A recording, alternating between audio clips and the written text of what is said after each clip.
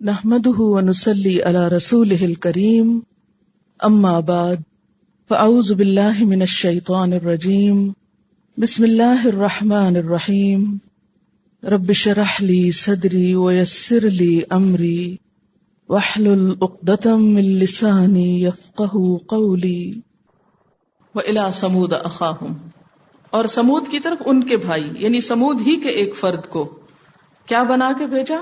نبی بنا کے بھیجا. ان کا نام کیا تھا؟ صالحہ، صالح علیہ السلام. قال، انہوں نے کہا، یا قوم اعبدوا اللہ، اے میری قوم اللہ کی عبادت کرو. ما لکم من الہ غیرہ، اس کے سوا تمہارا کوئی الہ نہیں. قوم سمود حجاز اور شام کے درمیان سیریا کے وادی القریٰ میں رہائش پذیر تھے. 9 ہجری میں تبوک جاتے ہوئے آپ صلی اللہ علیہ وسلم کا اپنے صحابہ کرام کے ساتھ ان کے گھروں کے پاس سے گزر ہوا. یہ بھی عرب کی قدیم ترین قوموں میں سے ہیں اور قوم عاد کے بعد دوسری مشہور قوم ہے. آج بھی اس قوم کے ہزاروں ایکڑ کے رقبے میں سنگین یعنی پتھر کی بنی ہوئی عمارتیں بطور نشان موجود ہیں. اندازہ ہوتا ہے کہ کم از کم 4-5 لاکھ کی آبادی تھی. ان کا پیغام بھی وہی جو پچھلے پیغمبروں کا پیغام تھا، اور وہ کیا تھا؟ یا قوم اعبدوا اللہ ما لکم من الہ غیرہ قد جاءتکم بینۃ من ربکم، تمہارے پاس تمہارے رب کی طرف سے ایک نشانی آ گئی ہے. کیا تھی وہ نشانی؟ ھذہ ناقۃ اللہ، یہ اللہ کی اونٹنی ہے. لکم آیتن، تمہارے لیے ایک نشانی. فذروھا، اس کو چھوڑ دو. تأکل فی ارض اللہ، یہ اللہ کی زمین میں کھاتی پھرے. ولا تمسوھا بسوء، اور اس کو کسی بری نیت سے ہاتھ مت لگانا. فیأخذکم عذاب علیم، پس پکڑ لے گا تم کو عذاب دردناک. اس قوم نے خود مطالبہ کیا تھا کہ پتھر سے ایک اونٹنی نکل کے آئے تو ہم مان جائیں گے کہ واقعی تم اللہ کے نبی ہو. ان کا مطالبہ پورا ہو گیا، لیکن اس کے باوجود یہ بات نہ مانے. پھر گئے، کہنے لگے یہ جادو ہے، ہماری آنکھوں کو دھوکا ہو گیا.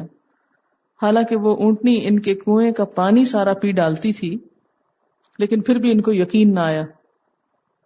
اور جادو کے زور سے اگر لوگ جانور یا انسان پیدا کر سکتے ہوتے تو آج دنیا میں کوئی بھی بے اولاد نہ ہوتا. لیکن جب ان کی عقل پہ پردہ پڑا تو ان کو حقیقت سمجھ میں نہ آئی. بس کرو، اور یاد کرو، اذ جعلکم خلفاء من بعد عاد، جب اس نے تم کو قوم عاد کے بعد زمین کا جانشین بنایا. وبوأکم فی الارض، اور زمین میں ٹھکانہ دیا. کیسا؟ تتخذون من سہولہا قصورا، تم اس کے میدانوں میں محلات بنا رہے ہو. سہول سہل کی جمع ہے. سہل نرم چیز کو کہتے ہیں. نرم زمین سے مٹی لے کر اینٹیں تیار کر کے ان سے محلات بناتے ہو. وَتَنْحِتُونَ الْجِبَالَ بُيُوتًا، اور پہاڑوں کو تراش کے ان کے اندر گھر بناتے. آپ دیکھیں کہ پہاڑوں کو تراش کے ان کے اندر ہی عمارتیں بنا لینا ایک بہت بڑا فن تھا. اور صرف ایک ہی فن نہیں بلکہ کئی فنون کا مجموعہ ہوتا ہے. قوم عاد کی تباہی کے بعد اس کے جو نیک لوگ بچ گئے تھے وہ عرب کے شمال مغرب میں ہجر کے علاقے میں آباد ہوئے. سورت بھی آگے آئے گی، سورت الحجر. یہاں ان کی نسل بڑی، انہوں نے زراعت اور تعمیر میں بڑی ترقی کی. پہاڑوں کو تراش کر گھر بنائے، میدانوں میں گھر بنائے. لیکن بعد میں ان میں بھی خرابیاں پیدا ہو گئیں جو کسی بھی مادی تہذیب کا نتیجہ ہوتی. جب دنیا کی بہت سہولتیں بڑھتی جاتی ہیں تو انسان کا حال یہ کہ وہ اتنا ہی زیادہ اللہ سے دور ہوتا جاتا ہے. ہونا تو یہ چاہیے نا کہ جب اللہ تعالیٰ کوئی نعمت دے تو انسان کیا کرے؟ اتنا شکر گزار ہو، اتنا اللہ کی طرف دوڑے. لیکن ہمارا حال یہ ہوتا ہے کہ جب ہمیں کوئی نعمت ملتی ہے ہم اتنا ہی اللہ سے اور دور ہو جاتے، اتنے ہی اس کی ناراضگی کے کام کرنا شروع ہو جاتے ہیں. تو ان کے اندر دنیاوی خوشحالی کی وجہ سے عیش پرستی، آخرت فراموشی اور اللہ کی حدود سے بے پرواہی پیدا ہو گئی. یہ اللہ کی بڑائی بھول کر اپنی بڑائی کا سکہ جمانے لگے. اس وقت اللہ تعالیٰ نے حضرت صالح کو بھیجا تھا تاکہ ان کو خبردار کریں، لیکن انہوں نے ان کی ایک بات نہ سنی اور زمین میں خوب فساد مچایا. اسی سے ان کو روکا گیا اور کہا گیا فاذکروا آلاء اللہ، پس اللہ کی نعمتیں یاد کرو. ولا تعثوا فی الارض مفسدین، اور زمین میں فساد مت پھیلاؤ۔ آپ دیکھیں کہ فساد کب ہوتا ہے؟ تکبر کا نتیجہ ہوتا ہے فساد۔ انسان جب اپنے آپ کو بڑی چیز سمجھتا ہے تو پھر وہ کسی دوسرے کے حق کو خاطر میں نہیں لاتا، اور فساد ہوتا ہے دوسروں کے حقوق ادا نہ کرنے سے۔ اب دیکھیں کہ کسی بھی معاشرے کے اندر بگاڑ کہاں سے آئے گا؟ جب کچھ لوگ سارے وسائل پہ قبضہ کر لیں گے اور باقیوں کو محروم کر دیں گے۔ ان کی مادی ترقی نے ان کے اندر تکبر پیدا کر دیا۔ آج بھی اس میں بڑی عبرت ہے ان قوموں کے لیے جو مادی ترقی کی وجہ سے تکبر کا شکار ہو کر سارے دنیا کے وسائل پہ قبضہ کرنا چاہتی ہیں۔ اللہ تعالیٰ انسان کو ترقی سے نہیں روکتا، تعمیر سے نہیں روکتا، لیکن کس چیز سے روکتا ہے کہ ترقی کرنے کے بعد انسان تکبر میں مبتلا ہو جائے، خود کو بڑی چیز سمجھے اور دوسروں کو حقیر سمجھ کر اپنی بڑائی کا ڈنکا جمائے اور دوسروں کو ذلیل و خوار کرے۔ اصلاح جبھی ہو سکتی ہے جب انسان اللہ کے قانون کی پیروی کرتا ہے۔ ان کے ساتھ بھی وہی ہوا جو دوسرے پیغمبروں کے ساتھ تھا۔ کیا؟ قال الملأ الذین استکبروا من قومہ، اس کی قوم کے بڑے لوگوں نے کہا۔ اس سے ایک بات پتہ چلتی ہے، اور وہ کیا؟ کہ ہمیشہ حق کی مخالفت کس نے کی؟ سرداروں نے، بڑے لوگوں نے۔ ایسا کیوں ہوتا ہے؟ بڑے لوگ کیوں مخالفت کرتے ہیں؟ کیونکہ ان کے مفادات پہ زد پڑتی ہے، ان کی خواہش پرستی میں خلل آتا ہے، ان کو قربانی کرنا زیادہ مشکل نظر آتا ہے۔ اسی لیے آپ دیکھتے کہ حضور صلی اللہ علیہ وسلم نے جب اسلام کا پیغام پھیلایا تو زیادہ تر لوگ جنہوں نے آپ کے پیغام پہ لبیک کہا وہ کون تھے؟ عام لوگ تھے، بڑے بھی تھے مگر بہت کم، کیونکہ وہ نہ اپنی نیند قربان کر سکتے ہیں، نہ اپنا کھانا پینا، نہ اپنی عیش و عشرت، اور دین تو قربانیاں مانگتا ہے۔ قال الملأ الذین استکبروا من قومہ للذین استضعفوا لمن آمن منہم، اور ان کا ایک بگاڑ بڑے لوگوں کا کیا کہ یہ چھوٹوں کو بھی گمراہ کرتے ہیں۔ لہٰذا اب آپ دیکھیں کہ جو چھوٹے ایمان لائے تھے ان میں سے یہ ان کو بھی بگاڑنے لگے۔ ان سے کیا کہا انہوں نے؟ اتعلمون ان صالحا مرسل من ربہ، کیا تم واقعی یہ سمجھتے ہو کہ صالح اپنے رب کا پیغمبر ہے؟ کیا خیال ہے تمہارا، یہ واقعی صحیح بات کرتا ہے؟ یعنی ماننے والوں کے دل میں شک پیدا کرنا۔ ہوتا یہ نا کہ انفلوئنشل لوگوں کی بات سب سنتے ہیں، اچھا بھلا یہ کیا کہتے ہیں؟ اگر بڑے کہیں نہیں یہ بات ٹھیک نہیں، چھوٹے کہیں گے یس سر بالکل ٹھیک نہیں۔ وہ کہیں دن کو کہ یہ رات ہے، وہ کہیں گے بالکل رات ہے، 100% رات۔ اتعلمون ان صالحا مرسل من ربہ، تمہارا خیال ہے یہ صالح رب کا رسول ہے؟ قالو، عوام نے جواب دیا، انا بما ارسل بہ مؤمنون، کہ بے شک جس پیغام کے ساتھ وہ بھیجا گیا ہے ہم اس کو مانتے ہیں، ہاں وہ واقعی رسول ہے۔ قال الذین استکبروا، یہ بڑے کہنے لگے، بڑے بننے والے بولے، انا بالذی آمنتم بہ کافرون، کہ جس چیز کو تم مانتے ہو ہم اس کو نہیں مانتے، ہم اس کا انکار کرتے ہیں۔ پھر ان کو بڑائی کا زوم بھی ہوتا ہے نا کہ ہمارا کچھ نہیں نقصان ہوتا۔ ایک غریب آدمی اگر کوئی بات نہیں مانتا تو اس کو ڈر ہوتا ہے میری روٹی چھن جائے گی، لیکن ایک بڑے کو یہ ڈر نہیں ہوتا، وہ سمجھتا ہے جو نعمتیں میرے پاس ہیں وہ کون چھین سکتا ہے۔ فَأَقَرُوا النَّاقَةَ، انہوں نے وہی اونٹنی جو معجزے کے طور پہ مانگی تھی اس کے پاؤں کاٹ ڈالے، کونچے کاٹ ڈالی۔ اقرو، اقرن ہوتا ہے پاؤں کے پٹھے جو پچھلی طرف ایڑی کے پاس ہوتے ہیں۔ جب اونٹ کو ذبح کرنا ہوتا ہے تو پہلے وہ جگہ کاٹتے ہیں، پھر وہ بھاگ نہیں سکتا، اس کی ٹانگوں کا زور ختم ہو جاتا ہے، پھر نحر کرتے ہیں، پھر وہ گر جاتا ہے۔ فَأَقَرُوا النَّاقَةَ وَأَتَوْا عَنْ أَمْرِ رَبِّهِمْ، انہوں نے اس اونٹنی کی کونچے کاٹ ڈالی اور اپنے رب کے حکم کی نافرمانی کی۔ وقالو، اور بولے، یا صالح، اے صالح، ائتنا بما تعدنا، دیکھو کر لیا جو ہم نے کرنا تھا، اب لے آ جو عذاب تو لاتا ہے، جس کی تو دھمکی دیتا تھا۔ ان کنت من المرسلین، اگر تو رسولوں میں سے۔ فاخذتهم الرجفۃ، تو ان کو ایک زلزلے نے پکڑ لیا۔ فاصبحوا فی دارہم جاثمین، اور ہو گئے وہ اپنے ہی گھروں میں اوندھے پڑے ہوئے، گھروں میں اوندھے کے اوندھے رہ گئے، سینے کے بل اوندھے منہ زمین پہ گرنا۔ فتولی عنہم، حضرت صالح ان سے منہ موڑ کر گئے. وقالا اور بولے یا قوم اے میری قوم لقد ابلغتکم رسالۃ ربی میں نے تم کو رب کا پیغام پہنچا دیا. ونصحت لکم میں نے تمہاری خیر خواہی کی. ولکن لا تحبون الناصحین لیکن تم خیر خواہی کرنے والوں کو پسند ہی نہیں کرتے ہو. میں نے تو تمہارا بھلا چاہا تھا تم کو یہ بھلا پسند نہ آیا. اس سے کیا پتہ چلتا ہے کہ حضرت ہود علیہ السلام کی طرح صالح علیہ السلام بھی کون تھے؟ ناصح، خیر خواہ. ولوطن اور لوط علیہ السلام اذ قال لقومہ جب اس نے اپنی قوم سے کہا لتأتون الفاحشۃ کیا تم آتے ہو بے حیائی کو، کیا تم ارتکاب کرتے ہو بے حیائی کا، ایسی بے حیائی کا ما سبقکم بہا من احد من العالمین جس کا ارتکاب تم سے پہلے دنیا میں کسی نے نہیں کیا. کیا تھی ان کی خرابی؟ انکم لتأتون الرجال شہوۃ من دون النساء تم عورتوں کو چھوڑ کر مردوں سے اپنی خواہش پوری کرتے ہو. بل انتم قوم مسرفون بلکہ تم حد سے بڑھنے والے لوگ ہو. اس قوم کا یہ ایک بہت بڑا جرم تھا کہ یہ ہومو سیکشولیٹی میں مبتلا تھے. لوط علیہ السلام حضرت ابراہیم علیہ السلام کے بھتیجے تھے. یہ جس قوم کی طرف پیغمبر بنا کے بھیجے گئے وہ دریائے اردن کے کنارے جنوبی شام کے علاقوں میں آباد تھی. اس قوم کی خوشحالی ان کو عیش پرستی کی طرف لے گئی اور اتنی زیادہ بے راہ رو ہو گئی کہ انہوں نے شہوانی خواہشات کی تسکین کے لیے ہم جنسی کا طریقہ اختیار کر لیا. پیغمبر نے اس کو کھلی ہوئی بے حیائی قرار دیا. تو عمل قوم لوط جو ہے وہ فواحش ہی میں آتی ہے. آپ دیکھیں کہ فطرت کے کچھ اصول ہیں. کائنات کے لیے فطرت کی ایک سکیم ہے جسے قرآن میں اصلاح کہا گیا ہے. جو کام اس کے خلاف ہو اسے فساد قرار دیا گیا. انسان جب اپنی آزادی سے غلط فائدہ اٹھاتا ہے اور فطرت کے خلاف راستہ اپناتا ہے تو یہ چیز اس کے حق میں نقصان دہ ہوتی ہے. قوم لوط اسی قسم کے ایک فساد میں مبتلا ہوئی، فطرت کی خلاف ورزی کی.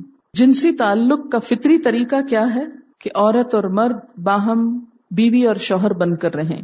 یہ اصلاح کے طریقے پہ چلنا ہے کہ نکاح کے ساتھ ایک جائز تعلق ہو. لیکن اگر مرد کسی مرد سے یا عورت کے درمیان جنسی تعلقات قائم کیے جانے لگیں تو یہ خدا کی مقرر کردہ حد سے گزرنا ہے. یہی چیز ہے جس کو قرآن فساد کہتا ہے. اس قوم کی طرف اس عمل کے منسوب ہونے کی وجہ سے اس کو عمل قوم لوط بھی کہا گیا، ہم جنس پرستی کو، اور فقہ کی اصطلاح میں اس کو لواطت کہا جاتا ہے جس کا اوریجن پھر وہی حضرت لوط علیہ السلام کی قوم کی طرف منسوب ہے. یہ تعلق حضرت لوط علیہ السلام کی قوم میں سب سے پہلے انٹروڈیوس ہوا تھا. یہ خرابی سب سے پہلے وہاں دیکھی گئی تھی.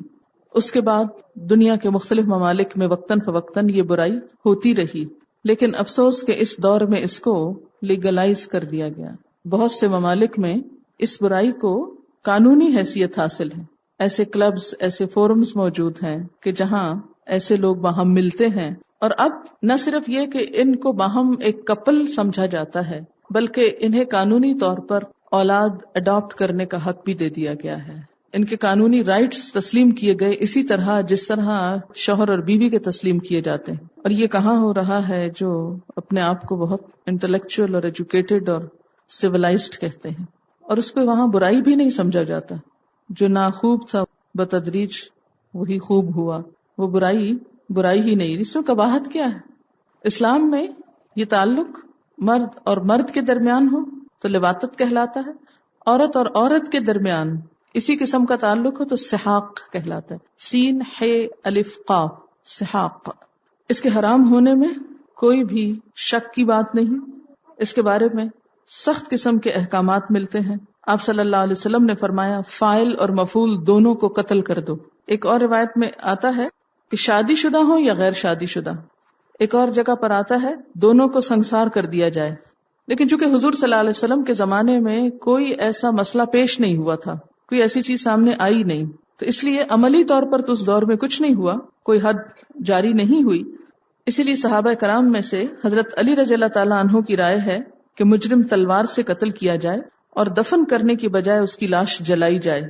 اسی رائے سے حضرت ابو بکر نے اتفاق کیا. حضرت عمر اور حضرت عثمان کی رائے ہے کہ کسی بوسیدہ عمارت کے نیچے کھڑا کر کے عمارت ان پہ ڈھا دی جائے. جیسے گھر توڑے جاتے ہیں نا تو اوپر سے ملبہ گرتا ہے، ملبہ گرا دیا جائے ان پہ. ابن عباس کا فتویٰ ہے کہ بستی کی سب سے اونچی عمارت سے ان کو سر کے بل پھینکا جائے اور اوپر سے پتھر برسائے جائیں. امام شافعی کہتے ہیں کہ دونوں واجب القتل ہیں. امام مالک کہتے ہیں کہ ان کی سزا رجم ہے. بعض علماء کی رائے ہے کہ ان پہ وہی سزا ہے جو زنا کی سزا ہے. اسی طرح ایک اور حدیث میں آتا ہے جس نے حائضہ عورت سے مجامت کی یا عورت کے ساتھ عمل قوم لوط کا ارتکاب کیا یا کسی کاہن نجومی کے پاس گیا اور اس کی پیشن گوئیوں کی تصدیق کی، اس نے اس تعلیم سے کفر کیا جو حضور صلی اللہ علیہ وسلم پر نازل ہوئی. حضرت لوط علیہ السلام نے اپنی قوم کو خبردار کیا تو ان کی قوم نے کیا کہا؟ وما کان جواب قومہ الا ان قالوا اخرجوہم من قریتکم. کہا کہ یہ جو بڑے نیک بنتے ہیں ان کو اپنی بستی سے نکال دو، یہ ہم میں شریک نہیں ہوتے، ہم کو برا کہتے ہیں، انہی کو رخصت کر دو. انہم اناس یتطہرون، یہ بڑے نیک بنتے ہیں، بڑے پاک باز بنتے ہیں. فانجیناہ واہلہ، تو ہم نے اس کو نجات دی اور اس کے گھر والوں کو، الا امرأتہ، سوائے اس کی بیوی کے، کانت من الغابرین، وہ پیچھے رہ جانے والوں میں سے تھی، یعنی نجات سے پیچھے رہ جانے والوں میں. غابرین کا لفظ غبار سے ہے. اصل چیز گزرنے کے بعد جو چیز باقی رہ جائے وہ غبار کہلاتا ہے. جیسے کوئی قافلہ گزرے تو بعد میں جو گرد اڑتی ہے وہ غبار ہوتی، یعنی ان کے باقی گھر والے نجات پا کے نکل گئے اور یہ پیچھے رہ گئی. کہتے ہیں کہ ہوا یہ تھا کہ اللہ تعالیٰ نے منع کیا تھا کہ کوئی بھی جانے والوں میں سے جب بستی پہ عذاب ہے پیچھے نہ دیکھے. ان کی بیوی کی وفاداریاں اپنی قوم کے ساتھ تھی. پہلے یہ بھی اپنے شوہر کے ساتھ نکلی، لیکن کچھ راستہ طے ہوا، جب پیچھے زلزلہ آیا تو پیچھے مڑ کے دیکھا، ایک پتھر آ کے ان پہ بھی پڑا، یہ وہیں ڈھیر ہو گئی. اور حضرت لوط علیہ السلام باقی لوگوں کے ساتھ وہاں سے چلے گئے. وَأَمْطَرْنَا عَلَيْهِمْ مَطَرًا، اور بعد میں اس بستی کے اوپر ایک بارش برسائی گئی. فَانظُرْ كَيْفَ كَانَ عَاقِبَةُ الْمُجْرِمِينَ، دیکھو مجرموں کا انجام کیسے ہوا. یہ جو کہا گیا نا فَانظُرْ، دیکھو کہ مجرموں کے ساتھ کیسے ہوا. آج بھی ان کے آثار موجود ہیں اور آج بھی وہ چیزیں دیکھنے والی ہیں کہ جو اس قوم کے ساتھ بیتی، جو ہم سب کے لیے ایک بہت بڑا سبق ہے. اور اس واقعے میں ایک اور بہت بڑا سبق یہ ہے کہ ان لوگوں نے اپنی ہوس پرستی میں خود کو جائز سمجھا اور منع کرنے والوں کو کہا نکال دو یہاں سے. یہ ایک گھمنڈ کا قول تھا، یعنی کہ پھر اگر ہم گندے نظر آتے ہیں تو یہ بڑے پاک باز ہیں، ان کا یہاں کیا کام، ان کو یہاں سے نکال دو. اور ایک دوسری بڑی بات یہ کہ پیغمبر کی بیوی تک نہ بچ سکیں. حضرت ابراہیم علیہ السلام کے باپ اور حضرت لوط علیہ السلام کی بیوی، اگر انہوں نے اپنے لیے کچھ نہیں کیا تو پیغمبر کی رشتہ داری کچھ کام نہ آئی. ہم سب کے لیے اس میں بہت سبق ہے کہ اگر اپنی اصلاح خود نہ کی تو صرف مسلمان ہونے کا ٹھپا فائدہ نہ دے گا. وَإِلَى مَدْيَنَ أَخَاهُمْ شُعَيْبًا، اور مدین والوں کی طرف ان کے بھائی، یعنی مدین والوں کے بھائی شعیبہ، شعیب علیہ السلام کو بھیجا. مدین کا علاقہ حجاز کے شمال مغرب اور فلسطین کے جنوب میں بحر احمر یعنی ریڈ سی اور خلیج عقبہ کے کنارے پر تھا. یہ قوم بہت بڑی تجارت پیشہ قوم تھی. آج کی زبان میں آپ یوں کہیں بزنس کمیونٹی تھی. اہل مدین حضرت ابراہیم علیہ السلام کی اولاد میں سے تھے. ان کے ایک بیٹے مدیان سے منسوب تھے. پہلے زمانے میں جو مختلف بستیوں یا علاقوں کے نام رکھے گئے ان میں سے بعض انسانوں کی طرف بھی منسوب ہوئے. مثلاً آپ کے ہاں بھی جیسے فیصل آباد تو وہ شاہ فیصل کی طرف منسوب تھا. اسی طرح کئی شہروں کے نام، کئی علاقوں کے نام انسانوں کے ناموں پر رکھے جاتے ہیں. تو انہی سے منسوب مدیان سے مدین کا یہ علاقہ مشہور ہوا.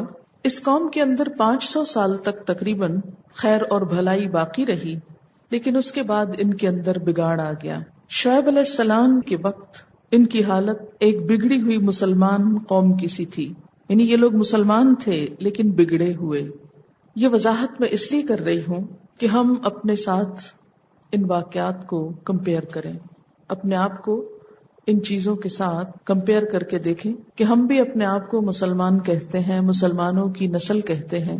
کہیں ایسا تو نہیں کہ یہی خرابیاں ہمارے معاشرے کے اندر ہوں، ہم بھی وہی کچھ کر رہے ہوں. کیونکہ اس واقعے کے بعد اللہ تعالیٰ پھر سب کو خطاب کر کے کہتے ہیں کہ بستیوں والے اللہ کے عذاب سے بے خوف ہو گئے کہ انہوں نے پچھلی قوموں جیسے واقعات اور حالات کو دیکھ کے عبرت نہیں پکڑی اور اپنی اصلاح نہیں کرتے.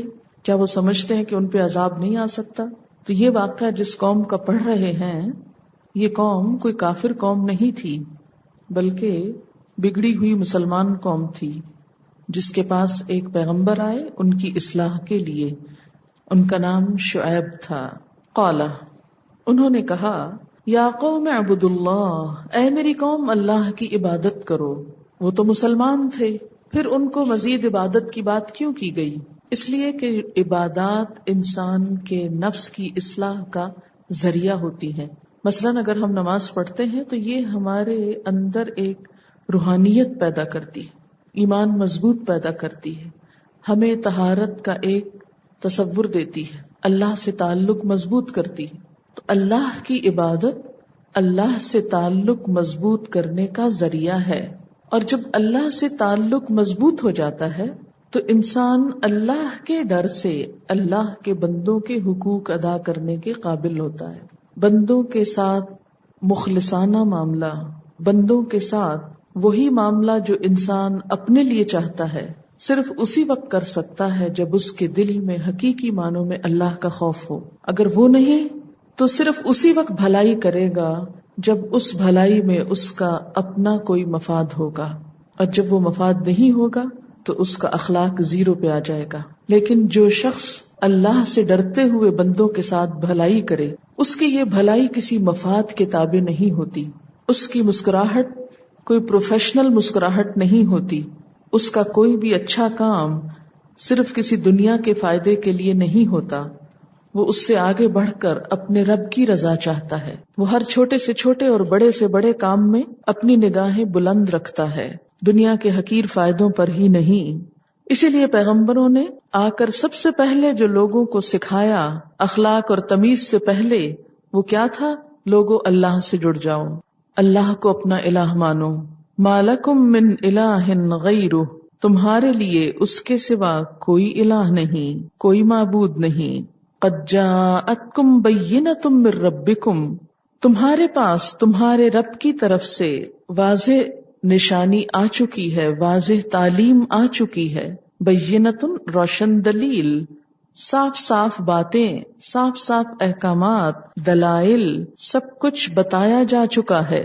فأوفوا الکیل والمیزان، پس پورا کرو ناپ اور تول کو، ناپ اور تول پورا کرو. یعنی عبادت کے بعد سب سے بڑی تعلیم جو انہیں دی گئی وہ ان کی تجارت میں ناپ تول کی خرابی کو دور کر کے اس کی اصلاح کی طرف توجہ تھی. فأوفوا الکیل والمیزان، کیونکہ تجارت پیشہ قوم تھی، اس لیے کیا کہا گیا کہ ناپ اور تول پورا کرو. ولا تبخسوا الناس اشیاءہم، اور لوگوں کو ان کی چیزیں کم کر کے نہ دو. تبخسو کا لفظ بے خے سین سے ہے. بخس کا لفظی معنی ہوتا ہے کسی کے حق میں کمی کر کے نقصان پہنچانا. یہ حقوق انسانی میں کمی بھی ہے، اس میں کسی کی عزت میں کمی کرنا، اس کی عزت اور آبرو پہ حملہ کرتے ہوئے، مثلا کسی کو گالی دینا، کسی بڑے کو اس کا مقام نہ دینا، والدین کو ان کا حق نہ دینا، یہ کسی بھی اعتبار سے جو کوئی بڑا ہے عمر میں یا علم میں یا مرتبے میں، اس کو ذلیل کرنا. اسی طرح جس کی اطاعت واجب ہے اس کی بات نہ ماننا، جیسے اولو الامر، یہ بھی ان کا حق کم کرنا ہے. اسی طرح عبادات میں کمی. ولا تبخسوا الناس اشیاءہم، لوگوں کے اندر ان کے حقوق میں کمی نہ کرو. آپ صلی اللہ علیہ وسلم نے حجۃ الوداع کے موقع پر انسانوں کی آبرو، جان اور مال، ہر چیز کو واجب الاحترام قرار دیا تھا. تو لوگوں کی چیزوں میں صرف مال نہیں بلکہ سب چیزیں جو ان کے حقوق سے متعلق ہیں وہ آ جاتی ہیں، لیکن خاص طور پر ناپ تول. لوگوں کو ان کی چیزیں کم مت دو. ولا تفسدوا فی الارض، اور زمین میں فساد نہ کرو. بعد اصلاحہا، اس کی اصلاح کے بعد، زمین کی اصلاح ہونے کے بعد اس میں فساد نہ کرو. اصلاح کب ہوتی ہے؟ جب ہر ایک کو اس کا حق ملتا ہے. اور بگاڑ کب آتا ہے؟ جب صاحب حق کو اس کا حق نہیں دیا جاتا، تو اس سے معاشرے کے اندر فساد برپا ہوتا ہے. زمین پر انسان کی آبادی اصلاح کے ساتھ ہوئی، لوگوں نے اس میں بگاڑ پیدا کیا اور زمین سے مراد صرف مٹی نہیں ہے یہاں، بلکہ اس پر رہنے والے لوگ ہیں. ذالکم خیر لکم، یہ بات تمہارے حق میں زیادہ بہتر ہے. ان کنتم مؤمنین، اگر تم ایمان لانے والے ہو، یعنی اگر واقعی تم مومن ہو، اپنے آپ کو مسلمان کہتے ہو، تو پھر تمہیں ان حقوق کا خیال رکھنا ہوگا.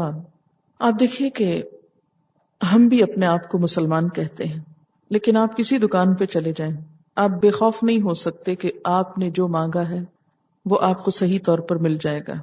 مثلاً بعض اوقات آپ کوئی آرڈر دیتے ہیں کسی چیز کا، اس سے پہلے جو آپ کو سیمپل دکھایا جاتا ہے وہ کچھ اور ہوتا ہے، اور جو چیز تیار کر کے دی جاتی ہے وہ کچھ اور ہوتی ہے.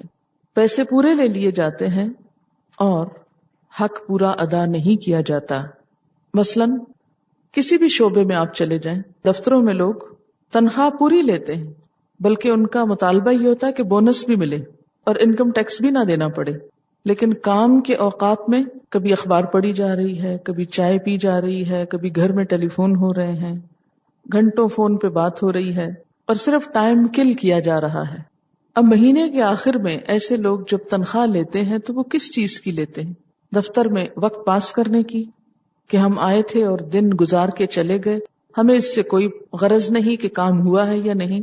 ٹھیک ہے، جس عوام کے ٹیکس سے وہ تنخواہ جا رہی ہے وہ دنیا میں تو شاید بدلہ نہ لے سکیں، لیکن قیامت کے دن ضرور پوچھیں گے، اور ضرور ہر حق والے کو اس کا حق دلوایا جائے گا. جن لوگوں کے معاملات میں بے وجہ تاخیر کی جاتی ہے، جن کاموں کو ٹال مٹول سے پورا نہیں کیا جاتا، دنیا میں بسا اوقات ایسے مظلوم کہیں بھی فریاد رسی نہیں کر سکتے، اور لوگ اپنی اتھارٹی یا اپنے سٹیٹس کا فائدہ اٹھاتے ہوئے دوسروں کو اس کے حق سے محروم کر دیتے ہیں. لیکن قیامت کے دن اللہ کے ہاں تو ان سب چیزوں کا حساب دینا ہوگا.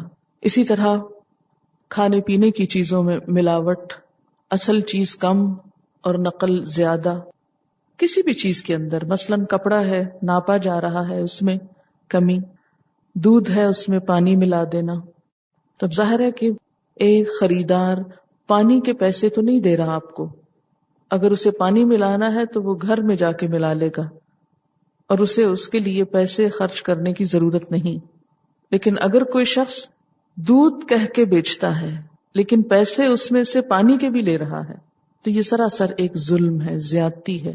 اور اسی کمی کے کرنے والوں کے لیے سورۃ المطففین میں کیا فرمایا؟ ویل للمطففین، ہلاکت ہے، بربادی ہے، تباہی ہے ناپ تول میں کمی کرنے والوں کے لیے. تو یہاں پر کیا فرمایا کہ وَلَا تَبْخَسُوا النَّاسَ أَشْيَاءَهُمْ، اور لوگوں کو ان کی چیزیں کم مت دو، یعنی جو ان کا حق بنتا ہے وہ پورا دو. کوئی امانت رکھوا گیا ہے تو پوری پوری لوٹاؤ. پیسوں کی گنتی میں کمی نہ کرو، تولنے میں، گننے میں، ناپنے میں، کسی بھی چیز میں. وآخر دعوانا ان الحمد للہ رب العالمین. سبحانک اللہم وبحمدک نشہد ان لا الہ الا انت نستغفرک ونتوب الیک. السلام علیکم ورحمۃ اللہ وبرکاتہ.